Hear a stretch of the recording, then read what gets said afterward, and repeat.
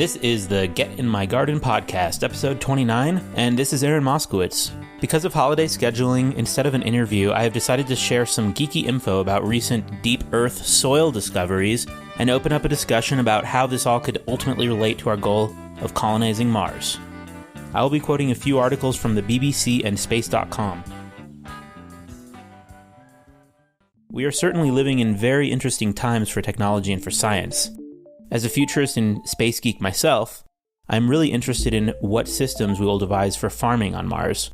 I'm also interested in what life we may find underground already living on Mars, or at least fossilized remnants of it. Here on Earth, the soil food web is of great interest for farmers and gardeners, and so much research has happened over the last several decades to better understand microbes and their subterranean ecosystems. In fact, the underground biosphere is basically twice as big as Earth's oceans and contains some 23 billion tons of organisms. The Deep Carbon Observatory calls it the subterranean Galapagos. The DCO is a collaboration of around 1,000 scientists studying deep Earth ecosystems.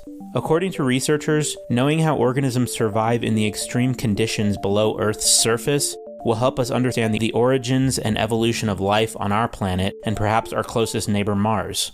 Deep Earth microbes that can live miles beneath land and seafloor habitats are called intraterrestrials, and about 70% of all the bacteria and archaea on Earth live in this subsurface environment. We know very little about them because they are so hard to access.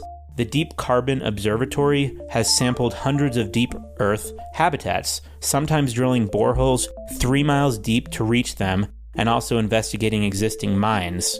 Millions of microbe species are estimated to occupy this biosphere, and some are able to survive boiling temperatures or pressure 400 times those at sea level. The deepest mines on Earth are in South Africa. Most recently, previously unknown species of nematodes, which are very tiny and hardy worms, have been found miles underground in the hot, dark depths of the South African gold mines. No one knows how they got down there, but they could have been living in the mines for thousands of years, or maybe they are part of a different complex deep underground ecosystem that has never been studied before. Their very existence suggests that complex life can survive far deeper in the Earth than we ever thought possible. Something very interesting is that nematodes can transform into a special form called the Dauer stage. For those who are interested in Googling it, it's DAUER, which makes it so that they are preserved with limited water and food for very long time periods. We really don't know how long, but it could be as long as thousands of years.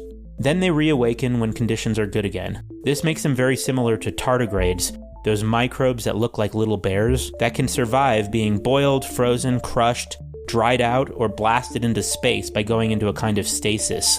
In the Dauer stage, the nematode also goes into stasis, and its metabolism slows way down. The stage is triggered by a pheromone that occurs when there is lack of food, high temperature, or overcrowding. Nematodes in the Dauer state are spectacularly resilient too. When the Space Shuttle Columbia broke up after re-entering Earth's atmosphere in 2003, there were nematodes on board. They survived both the disintegration and the fall back to Earth. Nematodes have populated most all of the world. They can be found in hot springs, deserts, high up in mountains, and in the deepest oceans.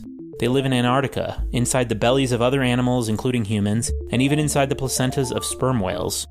Before researching the deep underground mines and their soil, it was only believed that nematodes could live within the 30 feet of topsoil that is considered part of the soil food web.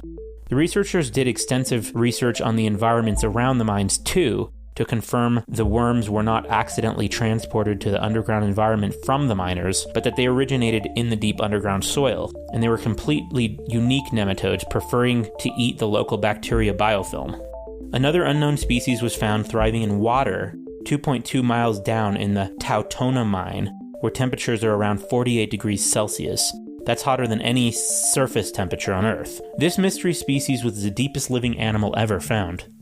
It makes me wonder how deep we would have to drill on Mars to find life if it exists there. Although conditions in the deep subsurface of Earth are extreme, they are not extreme for a nematode. Those living in topsoil can cycle from scorching sunlight to excessive drought to flooding or to freezing within 24 hours.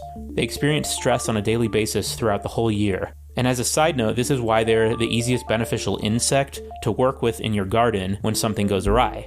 You can order beneficial insects right off Amazon. It now seems that life down there under the earth is far more diverse than previously thought. The boreholes sampled from the South African mine do not just contain bacteria and nematodes. They are home to a host of other small animals, from flatworms and segmented worms to fungi, microscopic rotifers, which are basically complex microbes, and even what appears to be a crustacean. The organisms also have a wide range of lifestyles. Some of the fungi appear to be infecting nematode worms in their environment, suggesting they are parasitic fungi. One of the nematodes that is a carnivore is much bigger than the others and survives by eating smaller animals.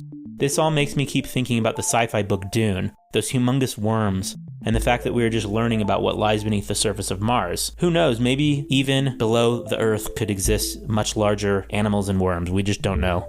Over the next decade, I cannot wait to hear about what is found. In October 2014, researchers from Yale University reported evidence of bacteria living as deep as 12 miles underground. They examined rocks on Lopez Island off the coast of Washington state, and the rocks contain unusually high levels of lightweight forms of carbon, which is a hallmark of microbes that form methane. The study suggests that microbes buried deep in the Earth's crust altered the ancient rock's chemical makeup. What will we find on Mars? Regardless, there is no doubt in my mind that we will use Earth's microbes as they are, or as a new superversion that we've created in a lab, to make farming on Mars possible and potentially even to terraform the whole planet. Microbes were able to turn our Earth into a place that is habitable for the animals that evolved here, and they will be critical on Mars too. Let me know what you think and share your ideas for how fungi and microbes will be used on Mars. Subscribe to the podcast on iTunes if you like the show, and leave positive reviews to support it. You can reach me directly via the contact methods anchored at the top of my website, getinmygarden.com. Starting in the new year, there will be new podcast episodes about CBD oil and how to make your own, more information on controlled environment agriculture, from small-scale backyard to larger-scale greenhouses, novel beekeeping techniques to save money, an overview of water harvesting and cutting-edge water-wise gardening setups, and of course, great new content in the genre of mycology. Thanks for listening, and have a wonderful Christmas.